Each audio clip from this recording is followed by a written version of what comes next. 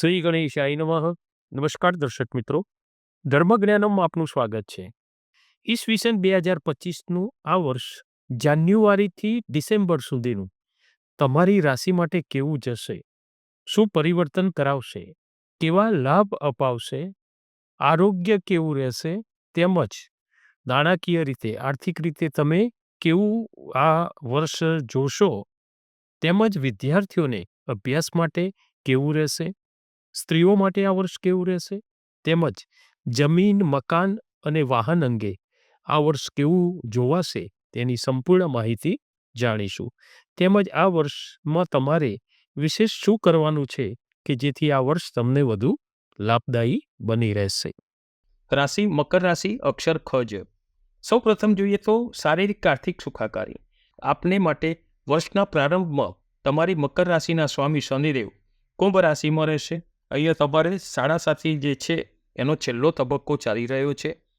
બીજા સ્થાને રહેલા શનિ રૂપાના પાયા પર તે અહીં આર્થિક લાભ અપાવશે, પરંતુ આ છેલ્લા તબક્કામાં 29/3/2025 સુધી શનિની મોટી પનોતીને કારણે માનસિક ચિંતા રહ્યા કરે, કાર્યમાં રૂકાવટો, અવરોધો આવતા જોવાય. તમારા દરેક કાર્યમાં નાનાથી નાના કામમાં પણ તમને સામાન્ય વ્યક્તિથી કંઈક ને કંઈક કસોટી લેતા હોય ને એવું અનુભવાય. અહીં તમારે હતાશ થવાની જરૂર નથી. આત્મબળ વધે તે માટે યોગ, વ્યાયામ કરવો. તકલીફના લગભગ 7.5 વર્ષ પસાર થઈ ગયા. તમારા મનથી વિચારવું કે આ સમય પણ પસાર થઈ જશે. હનુમાનજીની ભક્તિ કરવી. છેલ્લે કોઈ મોટો અને ખોટો નિર્ણય ન લેવાય એનું તમારે ખાસ ધ્યાન રાખવાનું. અહીંયા તમારે પડવા વાગવાથી પણ થોડું ધ્યાન રાખવું પડશે, એનું ધ્યાન લેવું. તમે ટૂંકમાં 7.5 વર્ષની જે સાડાસાતી પનોતી છે એમાંથી તમે માર્ચ 2025થી સંપૂર્ણ મુક્ત થઈ શકશો. અને શનિદેવ ખરાબ જ નથી કરતા. ઉત્તરથી પનોતીથી છેલ્લે પણ તમને સારો લાભ અપાવી શકે છે. જન્મના કુંડળીના જન્મના ગ્રહો જે પ્રબળ હશે તો અહીંયાની અસર તમને ઓછી જોવાશે, ખરાબ અસર. માનસિક રીતે શાંતિ તમારે બનાવી રાખવાની જરૂરી છે. રાત્રિના ઉજાગરા ઓછા કરવા. પેટની સમસ્યા, પાચનતંત્રની સમસ્યા બની રહે એના માટે તમારે યોગ, વ્યાયામ, સ્વાધ્યાય આ કરવું અને સાત્વિક રીતે મન રાખી અને નિયમિતતા કેળવવી. એનાથી તમને આરોગ્ય પણ સારું રહેશે. બીજું જોઈએ વિદ્યાભ્યાસ. આ નવા વર્ષમાં વિદ્યાર્થીઓને વર્ષના પ્રારંભમાં વૃષભ રાશિના દેવગુરુ જે તમારી રાશિથી 5મા સ્થાનેથી રહેશે. વિદ્યા પ્રાપ્તિમાં મહેનત જરૂરી રહે. ગુરુ કૃપાથી તમને ધાર્યું રિઝલ્ટ મળી શકે. તમારો અઠીલો અને જિદ્દી સ્વભાવ તમને ભણવામાં લાભદાયી બનશે. તમને ધાર્યું લક્ષણ પ્રાપ્ત કરાવી શકશે, સફળતા અપાવી શકશે. વિદેશ અભ્યાસ માટે વિચારતા વિદ્યાર્થીઓ માટે આ સમય સારો જ લાભ અપાવી શકશે. અત્યાર સુધી તમને અભ્યાસ માટે યોગ્ય માહોલ મળતો ન હતો. આ મહાદશાઓ હોય ને એટલે તમારે ભણવું હોય પણ સમય સરખો ના મળે, અથવા જે માહોલ છે એ તમે બનાવતા હોય તો પણ એમાં તમને અવરોધો આવે. પણ હવે આમાં તમને બદલાવ થતો જોવાશે. સારો અભ્યાસનો માહોલ તમે બનાવી શકશો અને એમાં તમારું લક્ષ્યાંક એમાં પ્રાપ્ત કરી શકશો. તમારા સ્વપ્ન જે હંમેશા ઊંચા હોય છે, ઊંચું જોવાના, ઊંચા ચઢાણ ચડવા તમને ગમે છે, એના માટે આળસ છોડી દેવી પડશે. તમારો જે અવગુણ જે છે ને રાશિના એ તરીકે, તો જિદ્દી સ્વભાવ અને આળસ આ બે વસ્તુ ઓછી થાય તો તમે સારું એવું લક્ષ્યાંક પ્રાપ્ત કરી શકશો. વિદ્યા પ્રાપ્તિ માટે આ સમય ઉત્તમ બની રહેશે. ત્રીજું જોઈએ લગ્ન તથા સંતાન વિષય. ભૂમિપુત્ર મંગળ કર્કમાં છે જે તમારી રાશિથી 7મા કલત્ર સ્થાનેથી રહેશે. અહીંયા લગ્ન ઉત્સુક માટે આ વર્ષ ઉત્તમ પાત્ર, તમારી પસંદગીનું પાત્ર મળી રહે એવા યોગ બની રહેશે. જેમાં પરિવારના તમામ સભ્યોની તમે સંમતિ પણ મેળવી શકશો. અહીં તમારે સકારાત્મક અભિગમ રાખવો જરૂરી છે.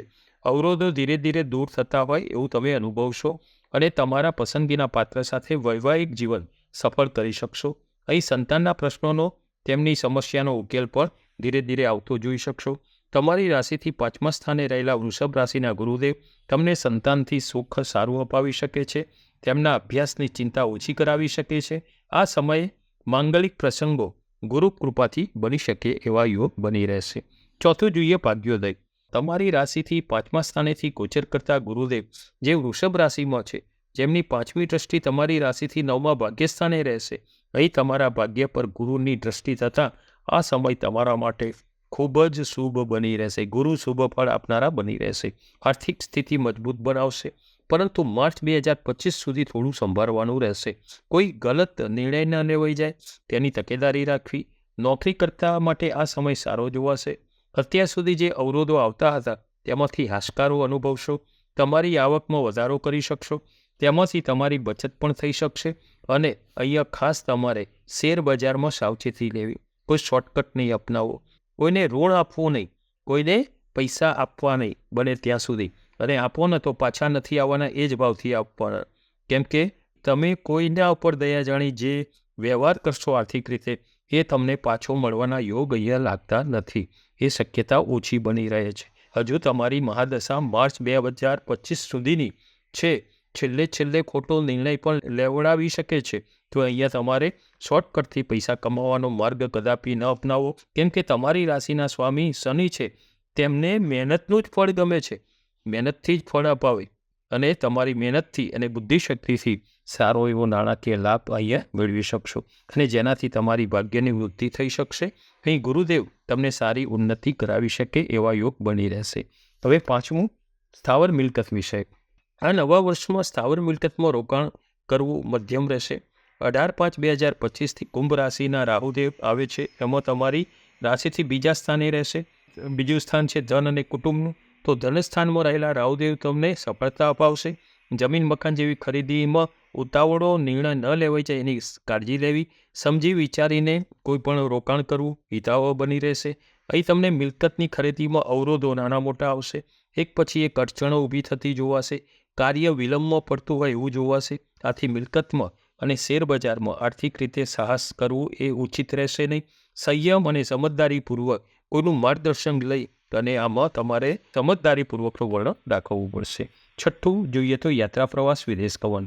અહીં તમને યોગ્ય સલાહ મળવાથી તેમજ મિત્રો તરફથી સાથ સહકાર મળવાથી અને લાભ મળવાથી પરદેશના ગમનના જે તમારા પ્રયત્નો હશે એ સફળ થવાના યોગ બની શકશે.